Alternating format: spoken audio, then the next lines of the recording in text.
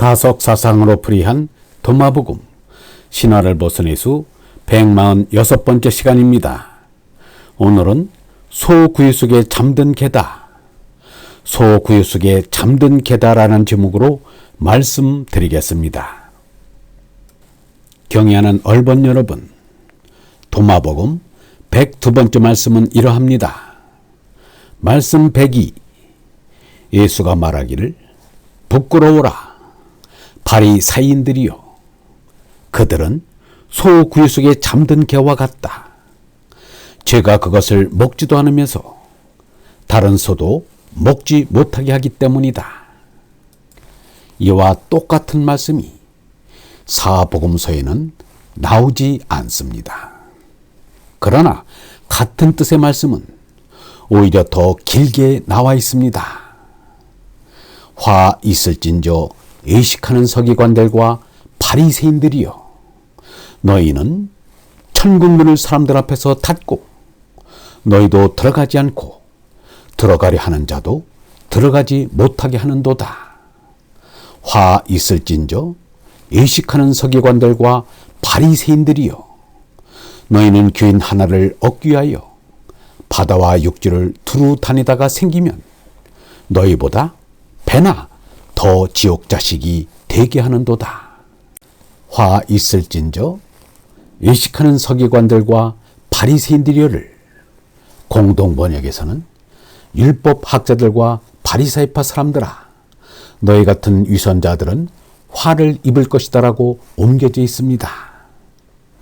이런 말이 7번이나 연이어 나오니 아무리 위선적인 신앙인들을 꾸짖는 예수의 말이라 해도 부담스럽게 들립니다. 그런데 도마복음에서는 화 있을진저가 아닌 부끄러워라로 표현되어 있으니 한결 예수한 말씨로 느껴집니다. 러셀은 예수가 열매를 맺지 못하는 무화과 나무를 향해 저주하여 곧 말라 죽게 하였다고 예수의 인격을 의심하고 예수를 멀리하게 되었다고 말하였습니다. 수리학자인 그가 예수에게 그러한 초능력이 있다고 고지고대로 믿는 것이 오히려 너무 순진하고 어리석게 생각될 뿐입니다. 이솝 우화에 개와 소의 이야기가 등장합니다. 여물도 먹지 못하는 개가 소 여물통에 누워 소가 여물을 먹지 못하게 심술을 부린다는 이야기입니다. 말씀 102에도 개와 소가 등장합니다. 여기서 개는 유대계를 주도하고 있는 율법 학자들과 바리사인들을 상징합니다.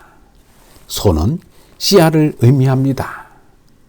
노자가 그릇된 거룩을 끊고 거짓된 슬기를 버리면 씨알들이 배꼽절이나 이룰 것이다라고 했는데, 유대계의 지도자들이 바로 거짓된 거룩으로 씨알을 속이는 사람들이 아닌가.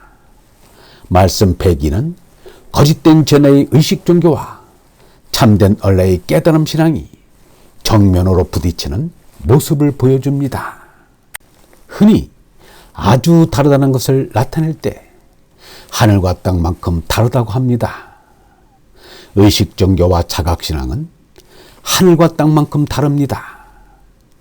마르크스는 헤겔 법철학 비판 서문에서 종교는 곤궁한 피조물의 한숨이며 무정한 세계의 감정이고 또 정신을 상실해버린 현실의 정신이다. 종교는 민중의 아편이다 라고 했는데, 이는 의식 종교와 자각신앙을 구별하지 못한 데서 나온 잘못된 생각입니다. 마르크스는 제나의 의식 종교만을 보고서 종교 전체를 비판하는 오류를 범한 것입니다. 다행히 이제는 얼라의 자각신앙과 제나의 기복신앙이 확연히 다르다는 것을 아는 이들이 늘어가고 있습니다. 나는 제도화된 종교, 그 가운데 특히 기독교에 대해서 매우 적대적인 사람들이 예수라는 역사적인 인물에 대해서는 종종 호감을 갖는 경향이 있음에 주목한다. 존 스토트는 오늘날의 세상에 퍼져 있는 예수에 대한 이러한 특별한 인식을 확인시켜준다. 주위에 대해서는 비판적이지만 은밀하게 예수를 존경하는 마음을 갖고 있는 사람들이 참으로 많다. 사실 나는 지금까지 예수를 존중하지 않는 사람을 만나보지 못했으며 또 만나리라고 생각되지도 않는다. 그러나 종교는 죄책감과 두려움을 동력으로 하여 통제되고 집행되는 단조로운 쳇바퀴이다. 종교는 우리의 발걸음을 강요하기 위해 규칙을 사용하고 우리를 거놓은 선안에 가두기 위해 죄책감을 사용하며 이런 규칙들을 실천하지 못하는 우리들의 실패를 상기시키기 위해 의식을 사용한다. 예수의 주된 사명은 사람들이 하나님과의 결합을 위해 사용하는 토대인 종교를 부셔버리고 그 자리에 인간의 모습을 하고 인간의 상황 속으로 온 거룩한 존재인 자기 자신을 내놓는 것이다. 예수는 우리를 종교로부터 떼어내어 영성을 향하게 했다. 예수는 물려받은 의식에 집착하는 종교의 맹점을 무시하고 경멸했으며 그것을 제거하기 위해 자신의 길을 홀로 걸어갔다. 괴로운 몸과 어지러운 마음으로 이루어진 재난은 믿음직한 구속이라고는 도무지 없는 형편없이 불안한 존재입니다.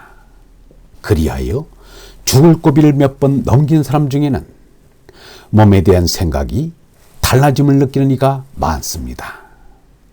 페스탈로찌도 죄에 가까운 사람들이 잇따라 7명이나 죽었더나니 생각이 달라지더라는 것입니다.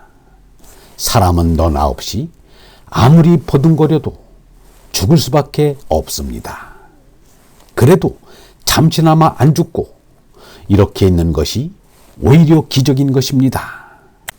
제 나의 허약함을 잘 아시는 얼번 여러분, 이제 과감히 제 나의 기복신앙에서 얼라의 깨달음 신앙으로 나아가야 합니다. 더 이상 지체할 이유가 없습니다. 영성신학원 다석 아카데미의 하늘소리였습니다.